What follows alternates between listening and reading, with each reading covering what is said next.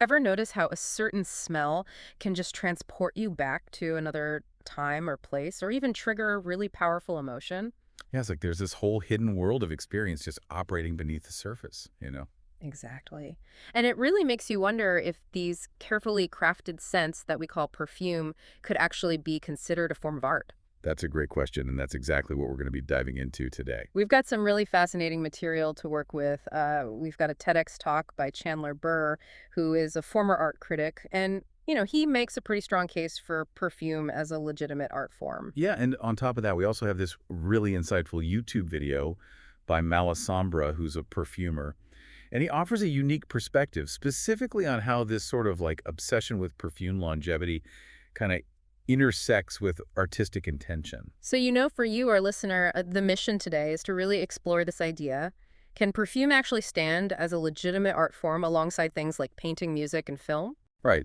And on top of that, how does what a perfumer actually wants to create artistically, how does that get shaped or maybe even like constrained by what we as consumers expect from a fragrance, like how long we expect it to last? Okay, so let's jump right in and we'll start with Chandler Burr's perspective. One of the first things that Burr brings up, and I think it's really interesting, is how our understanding of what art is, how that actually changes over time. Oh, yeah, that's a great point. Like, think about photography for a second. Right.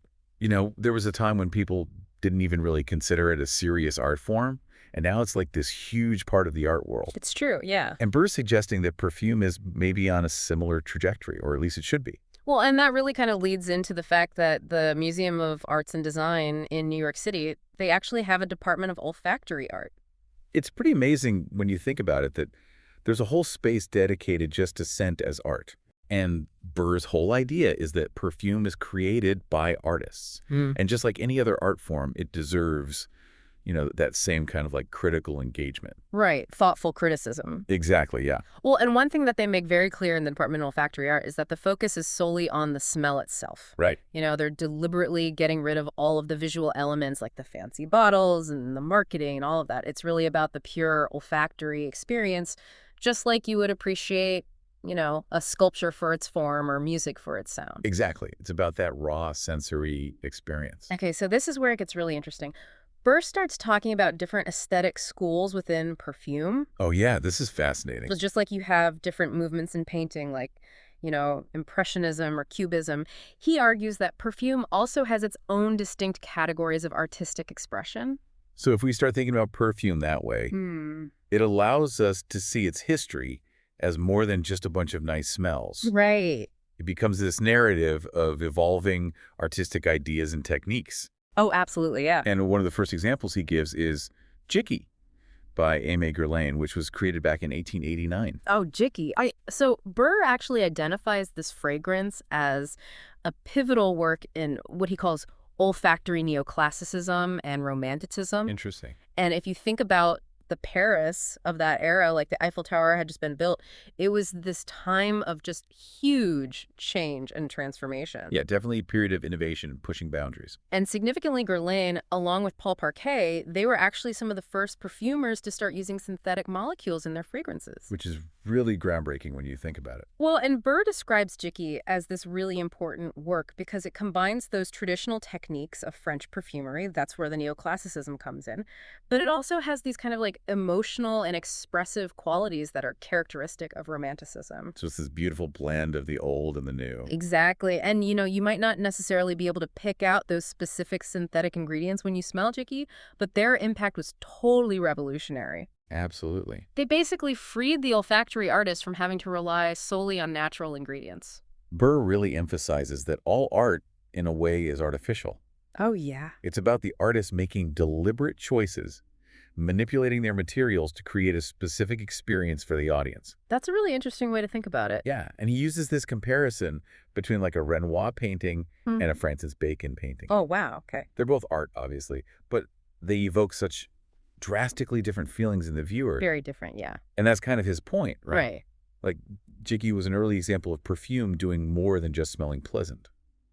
It was designed to actually evoke a feeling or an emotion in the person smelling it. Okay, so then Burr moves on to what he considers to be the first truly modernist work in perfumery, and that is Chanel No. 5. Ah, Chanel No. 5. Such Oh. an iconic fragrance. Created by Ernest Beau in 1921. It's so interesting to think about it in the context of modernism because it's such a classic. Now it's almost easy to forget how groundbreaking it was. I know it's true. But Burr actually draws this really fantastic parallel to the modernist movement that was happening in other art forms at the time. Right. Like he talks about how modernism often took these traditional forms and then twisted them in a way that made you see everything that came before it in a new light. Right.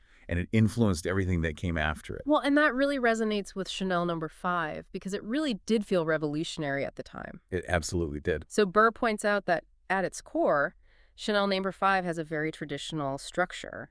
It's built around these beautiful, floral notes like rose jasmine and ylang-ylang. Yeah, the classic French floral structure. Exactly. And the quality of the ingredients, that's actually one of the reasons why it was so successful when it was first released. But what Beau did that was so innovative was that he layered these new synthetic molecules called aldehydes C10, C11, and C12 on top of that traditional floral base. And those aldehydes had never been used in that way before. Never before. So he uses this really great analogy to Mies van der Rohe's Bauhaus architecture.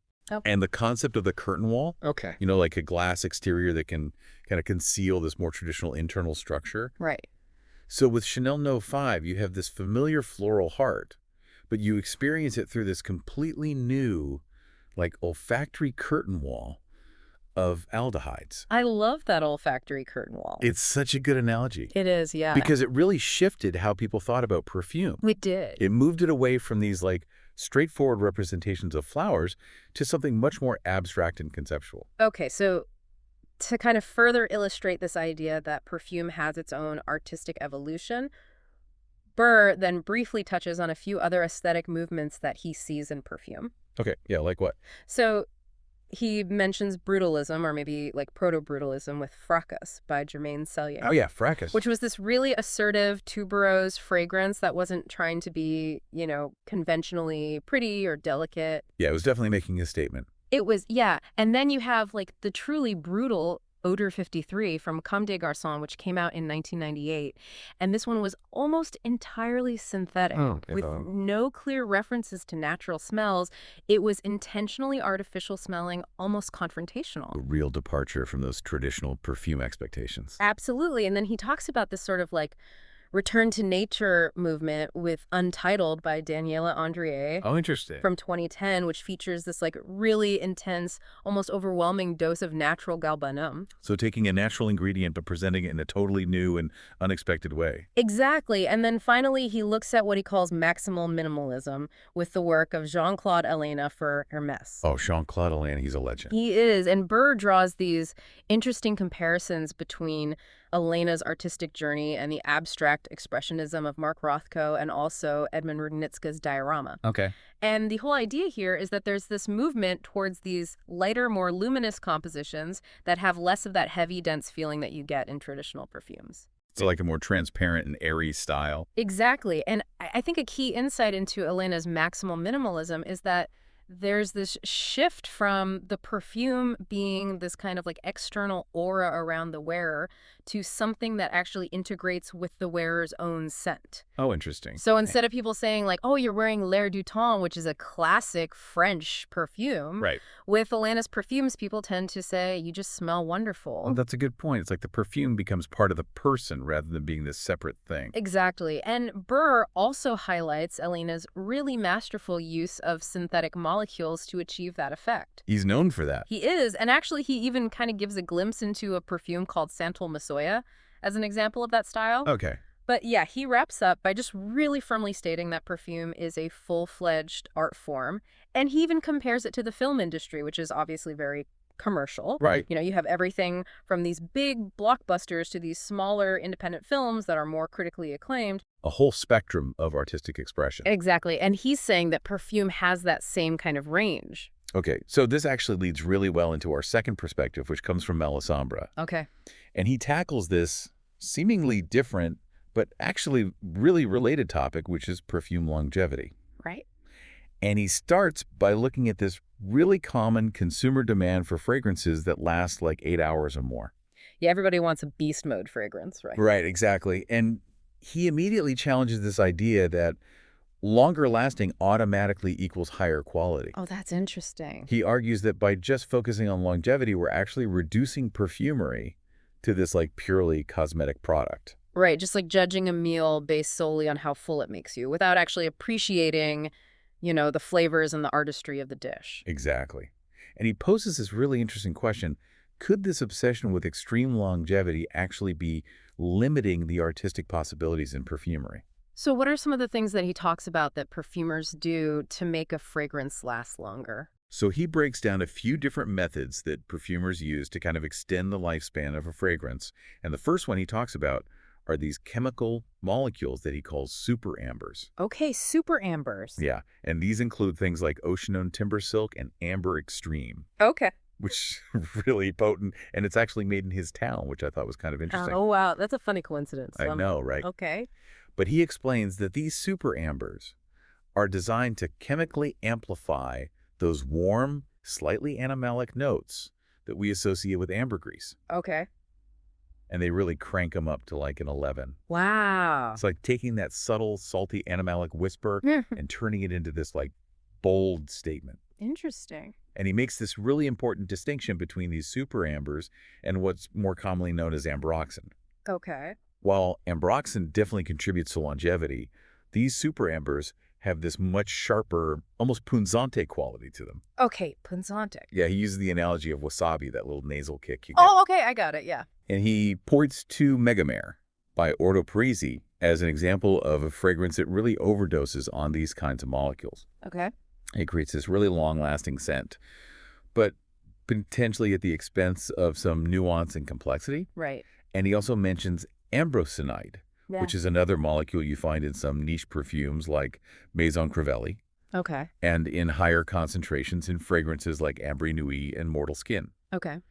And while ambrosinide definitely boosts longevity, it can sometimes lead to the fragrance feeling a bit one-dimensional, Okay. with that single base note kind of dominating the entire experience. Okay, so what's the next technique he talks about? So the second method he discusses is using what he calls dirty or animalic notes. Okay. And historically, natural ingredients like civet and castoreum were actually used as fixatives, Right. ingredients that help a scent last longer. Okay. But due to regulations, those are mostly replaced by synthetic versions now. Right. But he talks about musks, both natural and synthetic, as well as synthetic civet and castoreum. Oh. And the trade-off here is that while these ingredients can definitely increase longevity if they're not handled super carefully, they can also introduce these like fecal or barnyard-like odors to the fragrance. Oh, wow. That's a delicate balance. It really is, and he gives this really interesting example with Chocolat by Vulgaris, where they push natural civet to its absolute limit to create this like dark chocolate effect, Oh, wow. while still being wearable, at least in his opinion. Okay.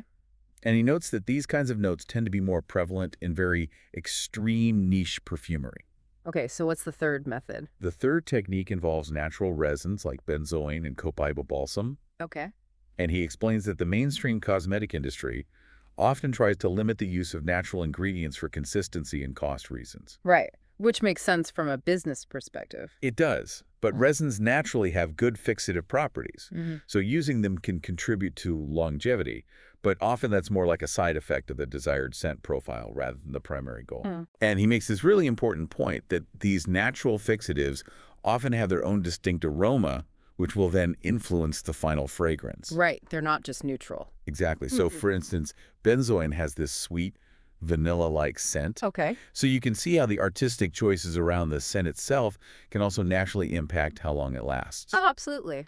Then he gets into synthetic musks, Okay. which he calls the real workhorses of modern perfumery. Okay. Things like ISO-E Super and Galaxolide. Oh, yeah, I've heard of ISO-E Super. It's everywhere these days. It is. But he argues that overusing them just to achieve extreme longevity can actually lead to less complex and interesting fragrances. Oh, that's interesting. He explains that ISO-E Super is a large molecule, and it can actually cause olfactory fatigue, Okay. meaning your nose gets used to it and you stop smelling it as much. Right, you kind of go nose blind to it. Exactly, although it can kind of come and go in waves. Right. But he also points out that in high doses, its distinct aroma, which is kind of like a woody cedar-like smell, it can become very dominant. And this can actually lead to a lot of perfumes smelling very similar in the dry down. Oh, that's so interesting. Yeah, and then he contrasts those with what he considers to be more refined musks like vetiver acetate and ethylene brassylate. Okay. Those are a little less common, but they can add longevity without being quite as overpowering. Interesting. And he uses Ganymede by Marc-Antoine Bourgeois and many of its imitators as examples of fragrances that are built on overdoses of these synthetic musks, Oh. which is how they achieve that really long-lasting and projecting effect. Oh, I see. And the final category of longevity boosters that he discusses are sweet synthetic molecules, Okay. like maltol and ethyl maltol, Okay. which give you those cotton candy or burnt sugar notes. Oh, okay, yeah. And he mentions Angel by Mugler and Black Orchid by Tom Ford as examples. Okay. And while those sweet molecules definitely create long-lasting sweetness, they can also become quite cloying for some people. Right. He also briefly touches on vanillin and ethyl vanillin, Oh. which are those more straightforward vanilla notes. Right. And while they do provide significant staying power, he notes that they kind of lack the nuanced complexity of natural vanilla. Interesting. He mentions Rosendo Matteau number 5 as having a high concentration of ethyl vanillin. Okay.